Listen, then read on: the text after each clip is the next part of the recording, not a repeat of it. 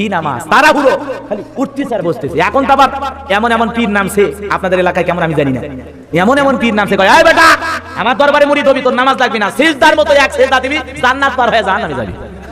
কথা কর না কেন ভাই? পানির ভিতর চললে বাতি ঝড় বাতাসেও নেবে না, ল্যাংটা বাবার মুরিদ হইলে নামাজ রোজা লাগে না, বাবা হু হু হু লগি খুলে দেখে এরকম কিছু ভণ্ড আছে না নাই? আরে ভাই হক্কানি আল্লাহওয়ালাদের কাছে যান, আপত্তি করি না, আমি একটা পীরের মুরিদ, কথা কর না কেন? কিন্তু হক্কানি আল্লাহওয়ালার কাছে যাওয়া লাগবে। আপনি এমন এক ভন্ডের কাছে যান, ওই ভন্ডর মোজ দেখে মাথা কর, কথা কর না কেন? বিড়ি বাবা, তালা বাবা, সালা বাবা, কঞ্চি বাবা, হজ বাবা, আবার এই কিশোরগঞ্জে বের হইলো পানি বাবা। কি বাবা? পানি বাবা। আবার 30 বছর ধরে গোসল করে না, এর নাম সাধু বাবা। কি বাবা আছে আপনাদের এলাকায়? হায় হায় ভাই কিরমান কাতিবিন রোজ হাসরের দিন আল্লাহর দরবারে যদি করে অভিযোগ, হায় হায় মালার দরবারে যদি করে অভিযোগ, আমি বলবো দুনিয়ায় ছিলাম হেলাল বাবার লোক। ওরে বাবা রে, শয়তান কয় কি? কথা কর আছে না নাই? তুমি আল্লাহর লোক না হইয়া, নবীর লোক না হইয়া হেলাল বাবার লোক, মরে গেলে বাটাম ফাটাবি না, কথা কর না কে? সাইজ করবি তো। এক এক দরবারে ভন্ডামি আছে না নাই? হায় হায় পীরের দরবারে যাচ্ছে আর কি কায়দায় গান মারে, কয় আমি ডুব দিয়াছি প্রেম দরিয়ায় বাবার সন্ধান নেং নেং নেং। আবার সাইতে কিছু লোক মার দেয়, কয় তুতিস করে আল্লাহ নাই নবী নাই, কুতা কুতিছে করে আছে না না? জিকির হবে কার নামে? আল্লাহর নামে। আল্লাহর কত সুন্দর নাম আছে, আছে না না? আর তা না করে কুতিচ্ছে কেউ। আবার জিকির কি রে হাঁপানি হচ্ছে তো, হাঁপানি ব্যারাম। ভালো করে জিকির হবে কার নামে? কার নামে? আল্লাহ আল্লাহ কি যে মধুর নাম। আসসালামু আলাইকুম ওয়া রাহমাতুল্লাহি ওয়া বারাকাতুহু। আপনারা সবাই কেমন আছেন? যেভাবে সালামের জবাব দিলেন তাতে মনে হয় 5-7 মাস ধরে নফল রোজা রেখে শরীর একেবারেই ক্লান্ত, শরীরও চলে না, বউ দেখতে পারে না, এজন্য মনের দুঃখে মনে হয় মাহফিলে আসছেন, তাই না? হ্যাঁ, আপনাদের কি কষ্ট বিয়েই করেননি? আরেকটিবার সালাম দেব, আশা করছি সকলে সালামের জবাব জোরে সোরে দেবেন। নাকি আমি আসাতে আপনারা বেজার হয়েছেন? খুশি হয়েছেন? তাহলে খুশি হলে আওয়াজ কমে না বাড়ে? তাহলে আরেকটিবার সালাম দেব, আশা করছি সকলে সালামের জবাব জোরে সোরে দেবেন। আসসালামু আলাইকুম ওয়া রাহমাতুল্লাহি ওয়া বারাকাতুহু। ইন্নাল হামদালিল্লাহিল আকরামিল্লাযী খালাকাল ইনসানা ওয়া কাররামা ওয়া 'আল্লামাহু মিনাল বায়ানি মা লাম ইয়া'লাম। ফাসুবহানাল্লাযী লা ইহসা ইমতিনানুহু বিল লিসানি ওয়ালা বিল কলাম। নাশহাদু আন লা ইলাহা ইল্লাল্লাহু ওয়াহদাহু লা শারীকা লাহু ওয়া নাশহাদু আন্না সাইয়্যিদানা ওয়া সানাদানা ওয়া হাবিবানা ওয়া মাওলানা মুহাম্মাদান আবদুহু ওয়া রাসূলুহু الذي أرسله بالحق بشيرا ونذيرا وداعيا إلى الله بإذنه وسراجا وقمرا منيرا فقد قال الله تعالى في كلامه المجيد وفي فرقانه الحميد। সকলে জবান ছেড়ে মোহাব্বতে আওয়াজ দে পড়ুন আউযু বিল্লাহি মিনাশ শাইতানির রাজীম। বিসমিল্লাহির রহমানির রহিম। কুল্লু নাফসিম বিমা কাসাবাত রহিনা ইল্লা আসহাবাল ইয়ামিন ফি জান্নাতিন ইয়াতাসাআলুনা আনিল মুজরিমিন মা সালাকাকুম ফি সাকার قالوا لم نك من المصلين ولم نك نطعم المسكين وكنا نخوض مع الخائضين وكنا نكذب بيوم الدين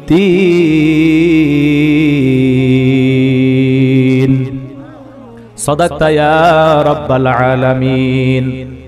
وعن أبي هريرة رضي الله تعالى عنه قال قال رسول الله صلى الله عليه وسلم الدنيا سجن المؤمن وجنة الكافر رواه مسلم وقال تعالى في شان حبيبي إن الله وملائكته يصلون على النبي يا أيها الذين آمنوا صلوا عليه وسلموا تسليما সকলে দরুদ ইব্রাহিম পড়ুন اللهم صل على محمد وعلى آل محمد كما صليت على إبراهيم وعلى آل إبراهيم إنك حميد مجيد اللهم بارك على محمد وعلى آل محمد كما باركت على إبراهيم وعلى آل إبراهيم إنك حميد مجيد হাজারো ব্যথা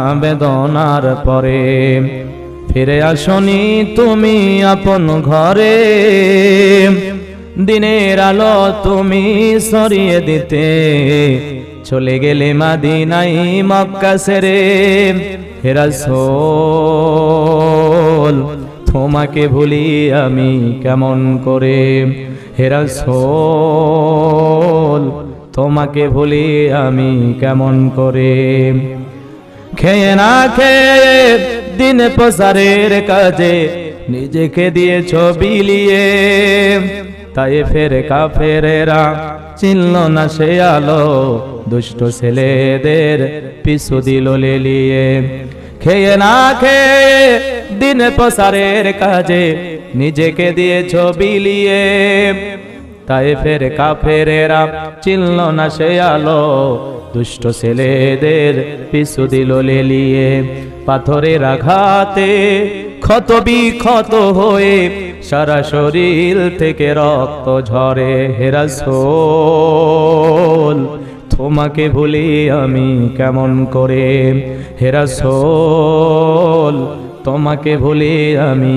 কেমন করে হীরার গুহায় তোমারই ধ্যান আসমান থেকে নামে আল কোরআন হীরার গুহায় তোমারই ধ্যান আসমান থেকে নামে আল কোরআন ভাঙলো সবার ভুল তোমারই পরে আসল কোরআনের ছায়া তলে খালিদ ওমর আলী আবু বকর ইসলামী ঝান্ডা নিল যে তুলে আল আমিন তুমি ছিলে যে সদাই সকল মানুষের তরে হে রাসূল তোমাকে ভুলি আমি কেমন করে হে রাসূল তোমাকে ভুলি আমি কেমন করে ঐতিহ্যবাহী চাঁদপুর জেলার ফরিদগঞ্জ থানার অন্তর্গত সাচন মেঘ যুব সমাজের উদ্যোগে সম্মানিত সুযোগ্য অনারেবল প্রেসিডেন্ট বিশিষ্ট ইসলামী চিন্তাবিদ আলহাজ হযরত মাওলানা কাজী মোহাম্মদ গোলাম মোস্তফা সাহেব আল্লাহ পাক তার গোলামকে হায়াতে তয়্যবা সিয়াতে কুলিয়া দান করুন সকলে বলুন আমিন। আজকের মাহফিলের সম্মানিত প্রধান অতিথি জনাব খাজে আহমেদ মজুমদার সাহেব বাংলাদেশ আওয়ামী লীগ ফরিদগঞ্জ চাঁদপুর আল্লাহ পাক তার গোলামকে নেক হায়াত দান করুন সকলে বলুন আমিন। আমার পূর্বে আলোচনাকে ধন্য করেছেন হাফেজ কারি মাওলানা মোহাম্মদ তারেক জামিন, আলোচনাকে ধন্য করেছেন মাওলানা মোহাম্মদ বরকতুল্লাহ সাহেব, আলোচনাকে ধন্য করেছেন আলহাজ হযরত মাওলানা এএসএম রহমাতুল্লাহ সাহেব, আলোচনাকে ধন্য করেছেন হযরত মাওলানা মোহাম্মদ আলী হোসাইন সাইফি সাহেব। সকল আলোচকের আলোচনা আল্লাহ পাক দ্বীনের জন্য, ইসলামের জন্য, কোরআনের ময়দানের জন্য কবুল করুন সকলে বলুন আমিন। মাহফিল পরিচালনার দায়িত্ব পালন করছেন হযরত মাওলানা মোহাম্মদ মঈনুদ্দিন হোসাইন সাহেব, আল্লাহ পাক তার গোলামকে ইসলামের জন্য কবুল করুন সকলে বলুন আমিন। মঞ্চে উপস্থিত সম্মানিত উলামায়ে কেরাম, আমার সামনে বসা আমার মাথার তাজ পিতৃ সমতুল্য মুরব্বী বাবাজিরা, প্রাণপ্রিয় যুবক ভাইয়েরা, ছোট্ট ছোট সোনামানিকেরা, পর্দার আড়ালের সম্মানিত অবলা সরলা আবেদা সালেহা মা ও বোনেরা, প্রশাসনের সম্মানিত পুলিশ ভাইয়েরা, ডিবির ভাইয়েরা, জাতির বিবেক প্রিয় সাংবাদিক বন্ধুগণ, বিভিন্ন রাজনৈতিক দলের সম্মানিত নেতাকর্মী ভাইয়েরা, সবাইকে আবারও সালাম বিনিময় করছি। আশা করছি সকলে সালামের জবাব জোরে সোরে দেবেন। আসসালামু আলাইকুম ওয়া রাহমাতুল্লাহি ওয়া বারাকাতুহু। আমরা শুকরিয়া আদায় করতেছি সেই মহান মনিবের দরবারে যে আল্লাহ পাক সুবহানাহু ওয়া তাআলা অত্যন্ত দয়া করে, করুণা করে, মায়া করে, মহব্বত করে, ভালোবেসে, পছন্দ করে অত্র এলাকা থেকে গনি গনি গুণান্বিত করে, যাচাই বাছাই করে আজকে কোরআনুল কারীমের মাহফিলে কোরআন শোনার জন্য আসার বসার তৌফিক দান করেছেন। সেই মহান স্রষ্টার দরবারে কালিমাতুল শুকর আদায় করে পড়ছি আলহামদুলিল্লাহ। হয় নাই কৃপণতা অলসতা দূর করে মুসলমান হিসেবে সিংহের মতো বাঘের মতো গর্জন দিয়ে দুইটা ঠোঁট মারা চিৎকার মেরে বলুন আলহামদুলিল্লাহ। পড়ুন রব্বানা লাকাল হামদ হামদান কাসীরান তাইয়িবান মুবারাকান ফি। প্রশংসা আদায় করলাম কা? প্রশংসা আদায় করলে খুশি হবে নাকি? সুখে থাকলেও প্রশংসা করবো কা? দুঃখে থাকলেও প্রশংসা করবো কা? সর্ব অবস্থায় কৃতজ্ঞতা প্রশংসা পাওয়ার একমাত্র মালিক কি? আল্লাহ রাব্বুল আলামিন বলেন, কুল লাউ কানাল বাহরু মিদাদান লিকালিমাতি রাব্বি লানাফিদাল বাহরু ক্বাবলা আন তানফাদা কালিমাতু রাব্বি ওয়ালাউ জিনা বিমিসলিহি মাদাদা। জোরে বলেন আল্লাহু আকবার। সূরা কাহফ আয়াত নাম্বার 109। আমার আল্লাহ রাব্বুল আলামিন জানায়া দিলেন, নবীজি আপনি বলুন, तमाम পৃথিবীর সমুদ্রের পানিগুলোকে যদি কালি বানায়া আমি মালিকের কৃতজ্ঞতা প্রশংসা লেখা শুরু করা হয়, সমুদ্রের পানি শেষ হয়ে যাবে। অনুরূপভাবে আবার সমুদ্র এনে দিলেও আমি মালিকের কৃতজ্ঞতা প্রশংসা লেখা শেষ করা যাবে না। জবান ছেড়ে বলেন ভাই আলহামদুলিল্লাহ। আমার ভাইরা যারা কষ্ট করে কুরআনুল কারীমের মাহফিলে বসেছেন, বলেন তো লাভ না লস? আরো চিল্লায় বলেন লাভটা কি? আমার আল্লাহ পাক জানায় দিলেন, ওয়াইজা কুরিয়াল কুরআনু ফাসতামিউ লাহু ওয়া আনসিতু লাআল্লাকুম তুরহামুন। সূরা আরাফ আয়াত নাম্বার 204। আল্লাহ রাব্বুল আলামিন জানায় দিলেন, তোমাদের সামনে যখন ভালো করে শুনে যান, আল্লাহ পাক বলেন, তোমাদের সামনে যখন কোরআন পাঠ করা হয়, কোরআনের আলোচনা করা হয়, চুপ করে কান লাগিয়ে মনোযোগ সহকারে কোরআনুল কারীমের কথা শ্রবণ করো। যারা চুপচাপ কোরআনুল কারীমের কথা শ্রবণ করবে, আল্লাহ রাব্বুল আলামিন জানায় দিলেন, আসমান থেকে তাদের জন্য আল্লাহ পাকের রহমত বৃষ্টির মতো নাজিল হবে। বলেন সুবহানাল্লাহ। অনেকে বলতেছেন, হুজুর সন্ধ্যা থেকে পর্যন্ত বসে থাকলাম, কই আল্লাহর রহমত তো দেখতে পাইলাম না। ভালো করে শুনে যান। আম্মা জান আয়েশা রাদিয়াল্লাহু তাআলা আনহা বলেন, আমি একদিন জানালার ফাঁক দিয়ে তাকায়া দেখি বিশ্বনবী পাহাড়ের পাশে দাঁড়িয়ে সাহাবীদের সামনে বয়ান করতেছেন। আমি আয়েশা তাকায়া দেখলাম আসমান থেকে কি যেন পড়ে পড়ে নবী এবং সাহাবীদের শরীর মোবারক ভিজে যাচ্ছে বৃষ্টির পানি দিয়ে। নবী যখন বয়ান শেষ করে ঘরের ভিতরে প্রবেশ করলো, আমি আয়েশাকে নবীজি সালাম দিল। আমার নবী কেমন নবী ছিল গো, ঘরে প্রবেশ করে প্রথমে আগে স্ত্রীদেরকে সালাম দিতেন। কোন সুবহানাল্লাহ। ওরে চাঁদপুরের মুসলমান ভাইয়েরা ভালো করে শুনে যান, যে বক্তব্য দিতে চাই। আম্মা জান আয়েশা বিশ্ব নবীর শরীর মোবারক মুছে দেওয়ার জন্য কাপড় নিয়ে দাঁড়িয়ে আছে। নবী রেখে বলে, আয়েশা তোমার হাতে কাপড় কেন? আম্মা জান দেখে বলে, নবী গো আপনি যখন পাহাড়ের পাশে সাহাবীদের সামনে কোরআন দিয়ে বয়ান করতেছেন, আমি আয়েশা তাকায় দেখলাম আসমান থেকে কি যেন বৃষ্টির মতো পড়ে পড়ে আপনি এবং সাহাবীদের শরীর মোবারক ভিজে যাচ্ছে। আমি আয়েশা আপনার শরীর মুছে দেওয়ার জন্য কাপড় নিয়ে দাঁড়িয়ে থাকলাম, কিন্তু আমি আয়েশা এখন তাকায় দেখি আপনার শরীরের ভিতরে এক ফোঁটা বৃষ্টির পানির চিহ্ন খুঁজে পাওয়া যায় না। নবী ডেকে বলে, আয়েশা তাহলে শুনে নাও, যেটা তুমি আকাশের বৃষ্টির পানি মনে করেছো, ও আয়েশা ওটা বৃষ্টির পানি না, বৃষ্টির পানি না। যেখানে কোরআনুল কারীমের আলোচনা করা হয়, কোরআনের বয়ান করা হয়, সেইখানে আল্লাহ পাকের রহমত বৃষ্টির মতো নাজিল হয়। সুবহানাল্লাহ, জোরে কর। সম্মানিত ভাইরা আমার, এজন্য যারা কুরআনুল কারীমের মাহফিলে বসেছেন, বাজার কোরআন দিয়ে আলোচনা করা লাগবে, করলে আপনার আমার লাভ। আল্লাহ রাব্বুল আলামিন বলেন, ওয়াযাক্কির ফাইন্নায যিকরা তানফাউল মুমিনিন। আল্লাহ রাব্বুল আলামিন জানায় দিলেন, যারা আমার মুমিন বান্দা তাদের সামনে যদি কোরআন দিয়ে ওয়াজ করা হয়, কোরআন থেকে উপদেশ দেওয়া হয়, এই কথাগুলো আমার মুমিন বান্দাদের উপকারে আসবে। বলেন সুবহানাল্লাহ। এজন্য ওয়াজ কোরআন থেকে হওয়ার দরকার আছে না নাই? যারা কষ্ট করে বসেছেন আরো কি লাভ? বিশ্বনবী বলেন, কোরআনুল কারীমের একটি আয়াতের আলোচনা শোনার জন্য যারা বসে গেল, 500 রাকাত নফল নামাজ পড়লে যে সব হয়, সেই সমপরিমাণ সব আল্লাহ পাক তাদের আমল নামায় লিখে দেয়। বলেন সুবহানাল্লাহ। তাহলে কোরআনের কথা বলতে গেলে জ্ঞানের দরকার আছে না নাই? আমাদের কোনো জ্ঞান নাই, আমাদেরকে জ্ঞান দান করেন কি? সুবহানাকা লা ইলমা লানা ইল্লা মা আল্লামতানা ইন্নাকা আনতাল আলিমুল হাকীম। আমাদের কোনো জ্ঞান নাই, আমাদেরকে জ্ঞান দান করেন কি? আরো জোরে বলেন। আমার আল্লাহ রাব্বুল আলামিন বলেন, ওয়ালাকাদ আতাইনা দাউদা সুলাইমানা ইলমা। আল্লাহ রাব্বুল আলামিন জানায় দিলেন, আমি পয়গম্বর দাউদ এবং সুলাইমানকে ইলম দান করেছিলাম। তাহলে আল্লাহর পয়গম্বর দাউদ এবং সুলাইমানকে ইলম দান করেছিলেন কে? আরো জোরে বলেন কে? জ্ঞান দান করেছিলেন কে? তাহলে আমাদের কোনো জ্ঞান নাই, আমাদেরকে জ্ঞান দান করেন কে? আল্লাহ রাব্বুল আলামিন বলেন, আমি পয়গম্বর দাউদ এবং সুলাইমানকে ইলম দান করেছিলাম, জ্ঞান দান করেছিলাম। আল্লাহর পয়গম্বর দাউদ আলাইহিস সালাম যখন তার সুমধুর কণ্ঠে জাবুর কিতাব তিলাওয়াত করতেন, পয়গম্বরের কণ্ঠটা এত ভালো, এত মিষ্টি ছিল, পয়গম্বর তিলাওয়াত শোনার জন্য সমুদ্রের মাছগুলো পর্যন্ত কিনারায় ভিড় জমায়ে দিত। বলেন সুবহানাল্লাহ।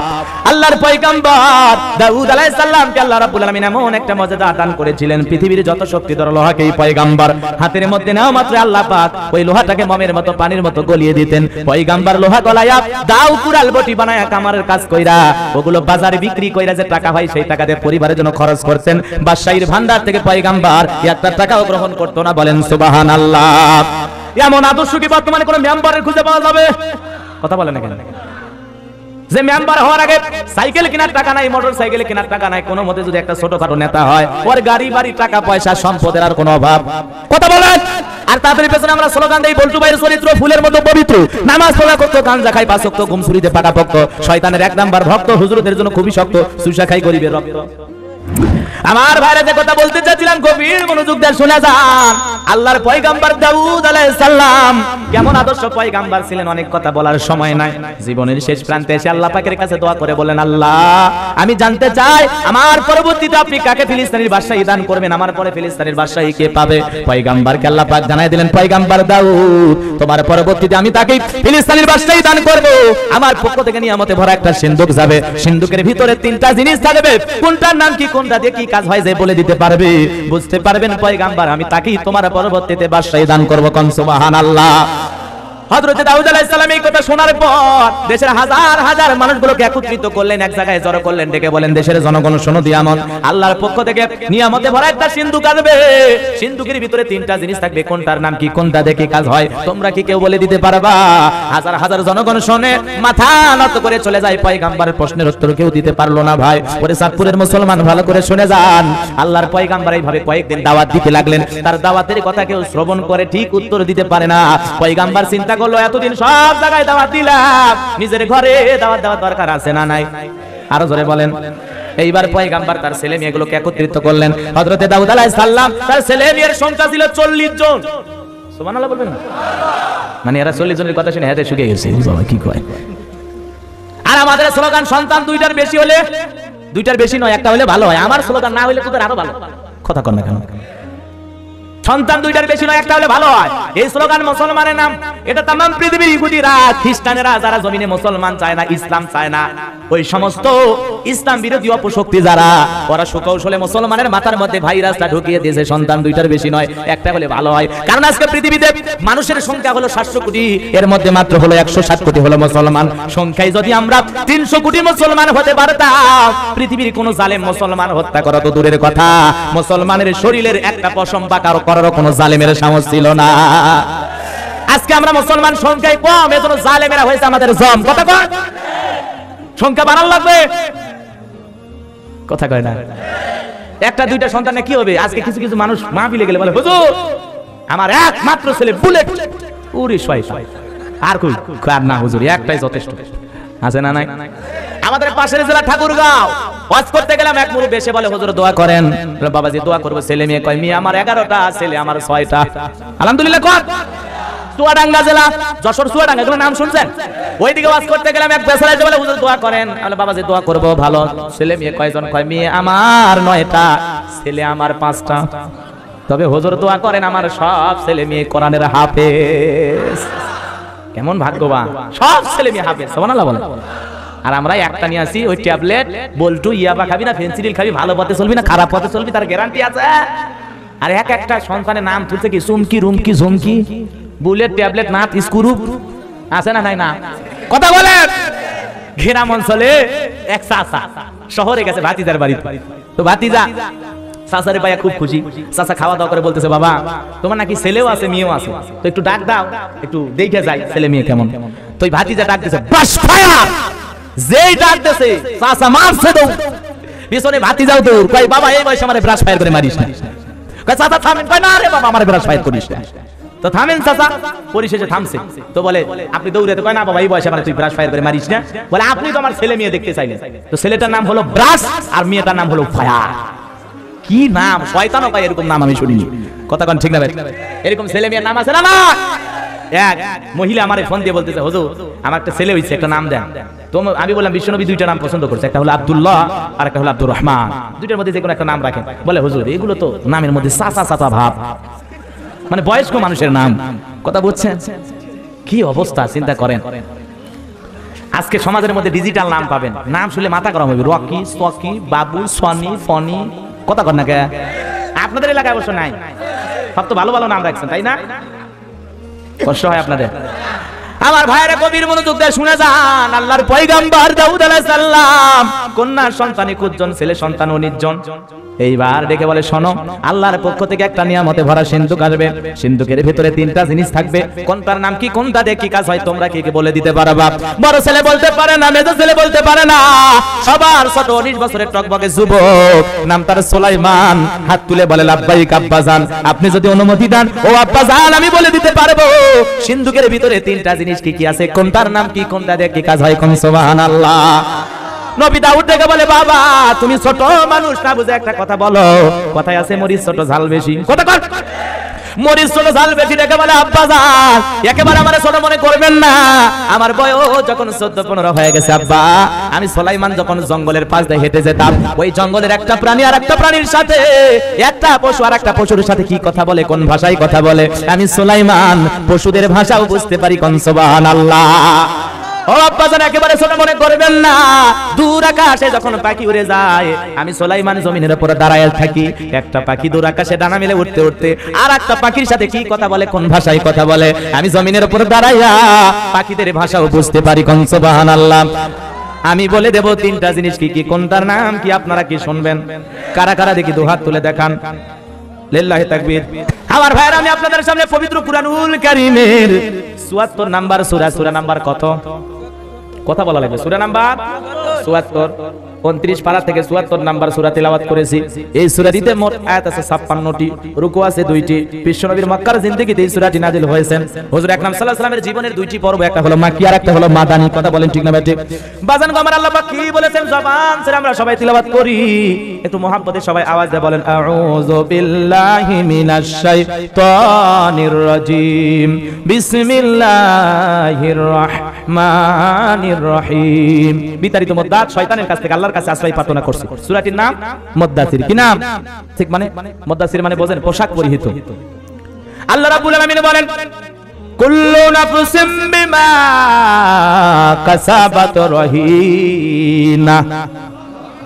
আরো আস্তে কোন, আল্লাহু আকবার, আরো আস্তে কোন, আল্লাহু আকবার। দেখছেন আস্তে বলে জোরে হয়, অবস্থাটা উল্টা না? অবস্থাটা কি উল্টা? তার মানে গাড়িতে উঠেছে এক মুরব্বী, পাশের সিটটা ফাঁকা, উঠেছে ডিজিটাল যুবক। ডিজিটাল যুবক মানে বোঝেন না, মাকে মানে ডিজিটাল যুবকের নাকে তার, গলায় তার, কানে তার, গেন্দিতে তার, সাথে তার, বুকে তার, নাভিতে তার, মাথায় তার, দেখে বোঝা যায় না মানুষ না বিদ্যুতের খুঁটি।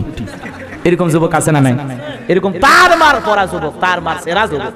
দেখেন না কিছু কিছু যুবের চুলের কাটিং থেকে শয়তান পর্যন্ত কয় জীবনে কাটিং আছে না, কাটিং আলা চুল পুরো মাথা কাইটে এই জায়গায় চুল রাখে বড় বড়, মনে হয় খেরের পালা রাখছে। খেরের পালা মানে বোঝে কি কয় এলাকে কি খেরের হালা, খেরের আরা, আরা। আচ্ছা, কোন এলাকায় আসলাম গো? তো ভাই শোনেন, তো কিছু ছেলে পেলে আছে চুলের কাটিং কঠিন অবস্থা। চাঁদপুরের মুসলমানরা ভালো করে শোনেন, এই এলাকায় যুবক আছে কিনা? বগুড়া 7 মাথায় দেখি এক যুবক পিছনে কাইটে লিখে রাখছে ইংরেজিতে আর। কি লিখছে? তো আমি যুবকের হাত ধরে, ভাই আর লেখা তো নাম কি? রাজু। কয় না। তো আর কে? কয় হুজুর বুঝিচ্ছেন না, অ্যাঙ্গেলে মার দিছি। আমি বললাম অ্যাঙ্গেলে মার মানে ব্যাপারটা কি? কয় হুজুর বুঝবেন না তো, আগে দোয়া করেন আমার প্রেম যেন সফল হয়। ওরে বদমাইশ, তোর প্রেমের দোয়া আমি করব। বিয়ের আগে প্রেম জায়েজ না হারাম? হারাম। তবে যুবকেরা এগুলো করতে বেশি পায় আরাম। বাদ দেন। তো এই ছেলেকে ডেকে বললাম ব্যাপারটা কি? কয় হুজুর আপনি, হুজুর মানুষ মিথ্যা কথা কয়ে লাভ নেই। না মিথ্যা কথা বলিস না বাবা, যেটা সত্য সেইটাই বল। তো বলতেছে হুজুর বুঝতে পারতেছেন না, আমার নায়িকার নাম হলো রুজিনা, ওয়াক ছাড়া আমি বুঝি না। তো বিয়ের আগে আপনি যারে ভালোবাসেন তার নাম নিয়ে যদি মাথায় ধরেন, ওই মহিলা বাড়িতে আসলে বিপদ কম না বেশি? জোরে বলেন, বেশি বিপদ। কথা কান ঠিক না বেশি? মন খারাপ করছেন মনে হয় আপনারা। এই জন্য তরুণ যুবক ওইরকম একটা তার মারছেরা যুবক গাড়িতে উঠেছে, বাস গাড়ি। তো বাস গাড়িতে লেখা থাকে, দেখেন না গাড়িতে কি লেখা থাকে? ধূমপান নিষেধ। ওই যুবক পকেট থেকে বের করেছে স্টার সিগারেট, হাতি ছিল গ্যাস চুলে, ওই গ্যাস চুলে দিয়ে সিগারেটটা টান মারতেছে, এমন কায়দায় ধোঁয়া ছাড়তেছে মনে হয় আন্তনগরে ট্রেন ছাড়ছে। কথা বুঝছেন? মুরব্বী মানুষ তো বলছে, এই বাবা তুমি কি লেখাপড়া জানো না? গাড়িতে লেখা আছে ধূমপান নিষেধ, তুমি খাও কা? যুবক রেগে বেগে বলে, এই পুরার বেটা তুই আমারে চিনিস? আমার পরনে আছে পাগলু টুপি। শয়তানও কয় জীবনে পরে দেখিনি। কথা কোন আছে না না? এরকম পাগলু টুপি আন পরা ছেলে পেলে আছে না না? এই যে চাচা এই জায়গায় বসে আছে মুরব্বী, আগে আমরা আগেকার মুরব্বী যারা 60 হোক পাঞ্জাবি হোক কোন জায়গায় যদি ছিঁড়ে গেছে সিরে যাও মানে বোঝেন না? বোঝেন তো? সিরে গেছে ওই জায়গাটা মানুষ সিলাই না করা পর্যন্ত, রিপু না করা পর্যন্ত, তালি না দেওয়া পর্যন্ত ওই সেরা জামা গায়ে গায়ে। আর এখন কি ডিজিটাল যুবক বের হয়েছে, সেরা কাপড় টাকা দিয়ে কেনে। আছে না না? এই যে হাঁটুর মাঝখান দিয়ে প্যানের সেরা আছে না না? ওই কি নামাজ পড়ে হাঁটু ছিলছে কত কোন আপনাদের এলাকায় আছে এরকম? শরম লজ্জা নাই, শরম লজ্জা নাই। তুমি এতবার একটা যুবক ছেলে সেরা প্যান্ট পরে হাঁটু দেখাও, এখন আবার মেয়েরাও পরে কথা কন না। তবে সাতপুরের মেয়েরা গুলো এখনো খবর পায়নি, বলার দরকার নেই। তো তার মার সেরা যুবক যখন ওগুলো খায়, যুবক ধমক দিয়ে বলে, এই বুড়ের ব্যাটা তুই আমার চিনিস, গাড়িতে কি লেখা আছে ওই দিক টাকা। আপনার কোনো অভিযোগ থাকলে চালককে গিয়ে বলুন, যা বাটা চালকের কাছে যা, ড্রাইভারের কাছে যা। এইবার মুরব্বী মানুষ সিট ধরে ড্রাইভারের কাছে গেছে, ড্রাইভার ভাই খালি কি গাড়ি চালাবেন, একটা অভিযোগ শুনবেন। কি হয়েছে চাচা মিয়া বলেন? গাড়িতে লেখা আছে ধূমপান নিষেধ, একটা ছেলে খায় নিষেধ করলাম, উল্টো আরেকটা লেখা দেখে বলে আপনার কোনো অভিযোগ থাকলে চালককে গিয়ে বলুন। বাবারে তুমি কি আমার এই অভিযোগটা শুনলা? ড্রাইভার সাহেব দেখে বলে, চাচা মিয়া দেখেন তো আমার সিটের পিছনে কি লেখা আছে, গাড়ি চালাবার সময় চালকের সাথে কথা বলিবেন। তাহলে অভিযোগটা দেবেন কার কাছে? আসতে বললে জোরে হয়, কথা কর ঠিক না লাগে? এজন্য আল্লাহু আকবার আসতে না জোরে, উল্টো দিকে না সিধা দিকে? একটু দেখি তো কেমন পারেন। আল্লাহ রাব্বুল আলামিন বলেন, কুল্লু নাফসিম বিমা কাসাবাত রহিনা। আল্লাহ রাব্বুল আলামিন জানায় দিলেন প্রত্যেকটা মানুষ, প্রত্যেকটা ব্যক্তি তার নিজ কৃত কর্মের ব্যাপারে আবদ্ধ থাকবে। নিজের কৃত কর্মের ব্যাপারে আল্লাহ পাকের কাছে হিসাব দেওয়া লাগবে। যেমন কর্ম তেমন ফল, বিশ্বাস না হয় করিয়া দেখো, বেহেশত আর দোজখ সাত বিশ্বাস না হয় মরিয়া দেখো। কথা বলেন না কেন? আপনি দুনিয়াতে যা কৃত কর্ম করবেন, আপনার কৃত কর্মের ব্যাপারে আল্লাহ পাকের কাছে আপনাকে হিসাব দেওয়া লাগবে। আপনার কর্মের ব্যাপারে আপনার ছেলে হিসাব দেবে না, আপনার মেয়ে হিসাব দেবে না, আপনার প্রিয়তমা স্ত্রী হিসাব দেবে না। আপনার কৃত কর্মের ব্যাপারে আপনাকে হিসাব দেওয়া লাগবে। যেমন কর্ম করে যাবেন দুনিয়াতে, সেই কর্মের ব্যাপারে আপনাকে হিসাব দেওয়া লাগবে। কথা বলেন ঠিক না ঠিক? এজন্য দুনিয়াতে আপনি যা করতেছেন ভালো করা দরকার আছে না নাই? কারণ মানুষ এমন কোনো কর্ম করে না, মানুষের এমন কোনো কৃত কর্ম নাই, মানুষের এমন কোনো কথা বলে না যেই কথাটা রেকর্ড করার জন্য আল্লাহর ফেরেশতা নাই, আছে না নাই? আল্লাহ রাব্বুল আলামিন বলেন, মা ইয়ালফিজু মিন কাউলিন ইল্লা লাদাইহি রাকীবুন আতীদ। আল্লাহ রাব্বুল আলামিন জানায় দিলেন মানুষের মুখ দিয়া এমন কথা বের হয় না সেই কথাটা রেকর্ড করার জন্য আমার ফেরেশতা প্রহরী নাই। সরকারে যেরকম ডিবি আছে, আল্লাহর ফেরেশতা এরকম ডিবি ফেরেশতা আছে। আপনি দিনের আলোতে যা করেন তাও রেকর্ড হয়, রাতের আধারে যা করেন তাও রেকর্ড হয়। কথা বলেন, কষ্ট পাচ্ছেন মনে হয়? এ তরুণ যুবক ভালো করে শুনে যাও। এজন্য জীবনের যে কর্মগুলো করো একটু দেখে শুনে হিসাব করে চলো। প্রতিটা পা ফেলো, হিসাব করে পা ফেলো। তোমার পা সিনেমা হলের দিকে যায় নাকি আল্লাহর ঘরের দিকে যায়? তোমার পা গানের কনসার্টের দিকে যায় নাকি ওয়াজ মাহফিলে যায়? একটু পাটা হিসাব করে ফেলো। কথা বলেন। তুমি একটা মহিলার দিকে তাকাও, কোন নিয়তে তাকাও, সেই হিসাব কার কাছে দেওয়া লাগবে? মন খারাপ করছেন আপনারা? এজন্য প্রত্যেকটা মানুষের কৃত কর্মের ব্যাপারে আল্লাহ পাকের কাছে জবাব দেওয়া লাগবে। এজন্য আমরা দুনিয়াতে ভালো কর্ম করব নাকি খারাপ? আরো জোরে বলেন। মন খারাপ করতেছেন আমার ভাইরা? এই আয়াতের অর্থ করতে গেলে, আলোচনা করতে গেলে অনেক সময়ের ব্যাপার। যেহেতু আপনারা তাফসীরুল কোরআন মাহফিল লেখেন নাই, বিদায় আমার অত কষ্ট করার দরকার নাই। আয়াতগুলো পড়বো, শুধু অর্থ বলে যাব। আমার ভাইরা, আল্লাহ রাব্বুল আলামিন বলেন, ইল্লা আসহাবাল ইয়ামিন। কিন্তু ডান পাশে যারা থাকবে তারা নিরাপদ। সুবহানাল্লাহ বলেন। ডানপন্থী যারা জান্নাতি তারা। সুবহানাল্লাহ বলবেন না? আমার ভাইরা, এরপরে আল্লাহ রাব্বুল আলামিন বলেন, ফি জান্নাতিন ইয়াতাসাআলুন। আল্লাহ রাব্বুল আলামিন জানাই দিলেন একজন জান্নাতি আর একজন জান্নাতীর সাথে পরস্পরে গল্পে লিপ্ত হবে। জান্নাতি একজন আরেকজনের সাথে গল্প করবে। গল্প মানে বোঝেন না? একজন আরেকজনের সাথে গল্প করবে। আজকের মাহফিলে যিনি সভাপতি গোলাম মোস্তফা সাহেব, আল্লাহর গোলামের জন্য দোয়া করলাম, আল্লাহ আজকের মাহফিলের সভাপতি গোলাম মোস্তফা সাহেব যে জান্নাতে থাকবে, আল্লাহ দয়া করে তুমি আমার সেই জান্নাতে কবুল করো। আজকের দোয়া যদি আল্লাহ কবুল করে, আল্লাহ যদি দয়া করে আমাদেরকে একই জান্নাতে দেয়, আল্লাহ যদি দয়া করে দেয়, জান্নাতের মধ্যে দেখা হয়ে যাবে একজন আরেকজনের সাথে। এই আপনি সেই চাঁদপুরে গোলাম মোস্তফা সাহেব, হ্যাঁ আপনি তো গাইবান্ধার বক্তা। বলে হ্যাঁ আসেন হুজুর। কবরের জীবন চলে গেল, মিজান ফুলসিরাত চলে গেল, কিয়ামতের হিসাবের দিন চলে গেল। আল্লাহ পাক দয়া করে দেখেন হুজুর, আপনারও জান্নাত দিয়েছে, আপনার ভালো আমলের কারণে আল্লাহ দয়া করে দিয়েছে। আমারও ভালো আমলের কারণে আল্লাহ দয়া করে আমারও জান্নাত দিয়েছে। আমল করবে যারা আল্লাহর দয়া পাবে তারা। আমল না করলে আবার দয়া কাউকে করবি না। করবি? মন খারাপ করছেন মনে হয়? দয়া করবে না। চাঁদপুরের মুসলমানের ভালো করে শুনে যান। এইবার একজন জান্নাতি আর একজন জান্নাতের সাথে যখন দেখা হয়ে যাবে, হুজুর এত বছর পর দেখা হয়েছে, আসেন না জান্নাতের বাগানে বসে দুইজন গল্প করি। পরস্পরে গল্পে লিপ্ত হবে, এক জায়গায় বসে। সুবহানাল্লাহ বলেন। এই জায়গায় আরেকটা ঘটনা আমি আপনাদেরকে শোনাই দেই। আল্লাহর পয়গম্বর মুসা নবী আল্লাহ পাককে ডেকে বলেন আল্লাহ আমারে কি জান্নাত দেবেন? আল্লাহ ডেকে বলে কি বলো তুমি নবী মানুষ, কেন জান্নাত দেব না? অবশ্যই দেব। মুসা নবী ডেকে বলে আল্লাহ জান্নাত তো দিবেন বুঝলাম, কিন্তু দুনিয়াতে দেখি এক প্রতিবেশী আর এক প্রতিবেশী তাদের ঝগড়া করে, মারামারি করে। ও আল্লাহ জানতে চাই জান্নাতে আমার প্রতিবেশী কে হবে? আজকে বর্তমান সমাজে প্রতিবেশীর সাথে ঝগড়া আছে না নাই?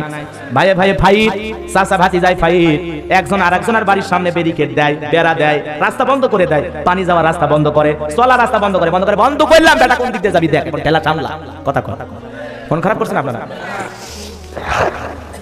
এই জন্য দুনিয়াতে প্রতিবেশীতে ঝগড়া ক্যাচাল আছে না নাই?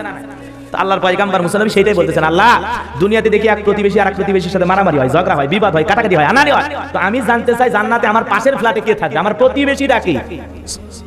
আল্লাহ ডেকে বলে মুসা বর্তমানে দুনিয়াতে সে কসাই। এই কথা শোনার পর নবীর মনটা খারাপ, ডেকে বলে আল্লাহ এত ভিআইপি মানুষ থাকতে কসাই আমার সাথে? আল্লাহ ডেকে বলে মুসা কেন জান্নাত দিলাম আগে তদন্ত কইরা রিপোর্ট নাও, তারপরে কও। সুবহানাল্লাহ।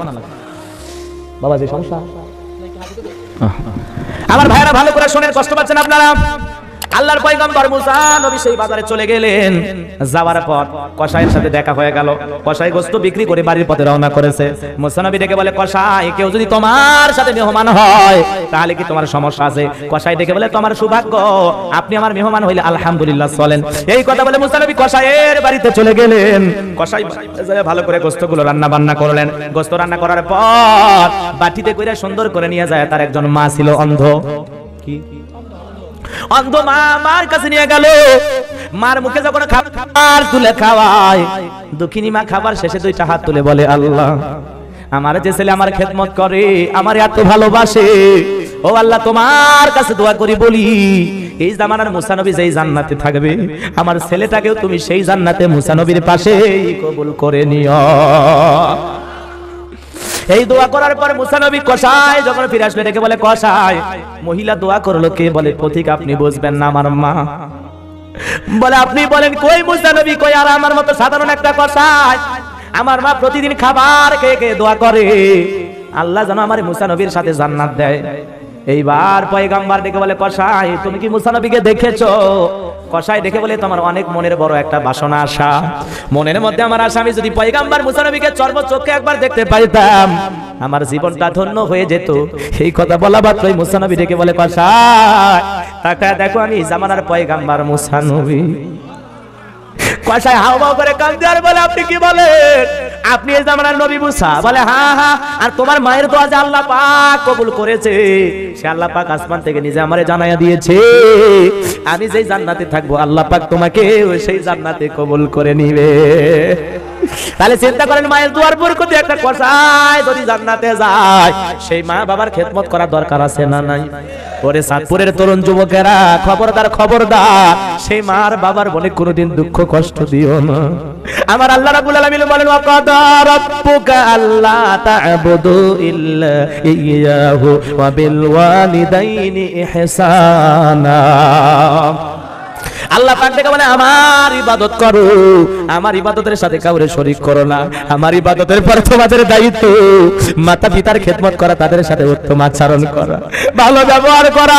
ওরে সাতপুরের তরুণ যুবক একটা বার চিন্তা করো যে আল্লাহর পাক মা বাবার খেদমত করার কথা বলেছে।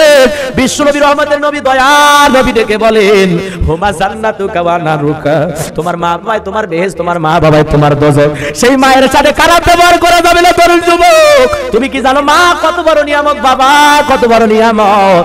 নবীজির এক সাহাবী মাকে কাঁধে করে নিয়ে হজ করে। এইবার নবী ডেকে বলে সাহাবী এটা তোমার কে? বলে নবী গো এটা আমার মা। এই কথা বলে সাহাবী ডেকে বলে হুজুর আমি যে আমার মায়ের খেদমত করতেছি, মাকে নিয়ে হজ করতেছি, আমি কি আমার মায়ের হক আদায় করতে পেরেছি? নবী ডেকে বলে সাহাবী আল্লাহ যদি কিয়ামত পর্যন্ত হায়াত দেয় মাকে নিয়ে যদি এইভাবে তুমি হজ করো, তবু তোমার মা তোমাকে জন্ম দেওয়ার সময় প্রসবের বেদনায় প্রসবের যাতনা একবার আহু শব্দ করেছিল, ওই একটা আহু শব্দের হক তুমি আদায় করতে পারবা না।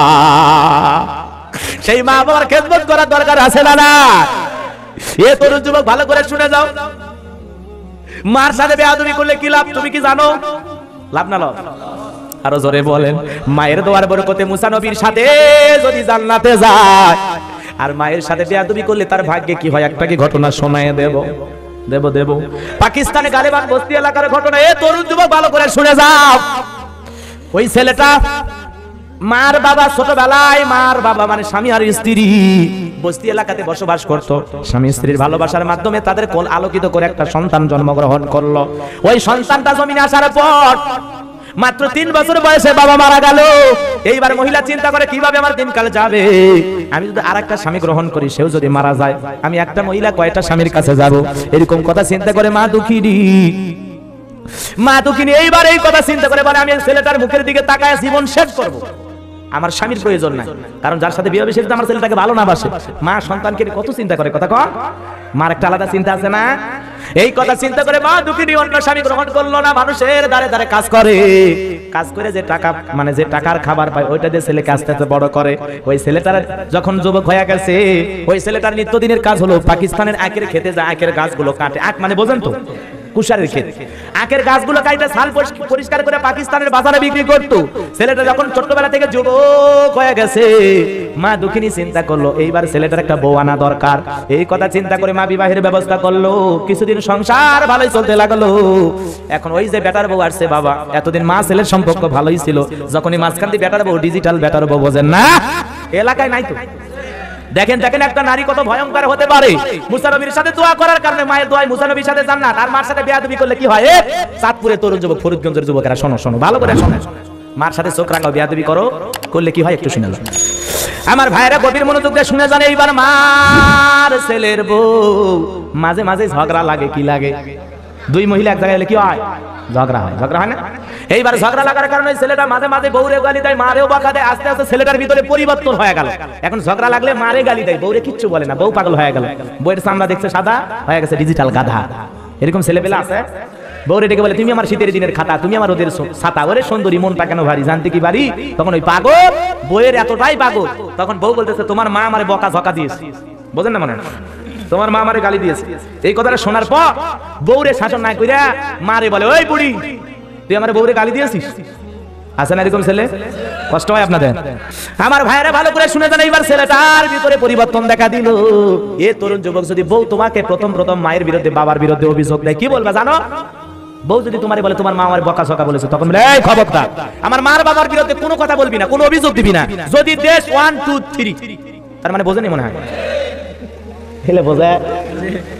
বল যদি এই ধমক দেওয়া যায় একদিন, খবরদার আমার মা ভালো বাবা ভালো, 25 বছর কষ্ট করে লালন পালন করছে, বিদায় আমার মার নামে আর বাবার নামে কোনো অভিযোগ আমি শুনতে, একদিনের ট্যাবলেট ঠিক মতো দিলে সারা জীবনের রোগ ভালো হবে।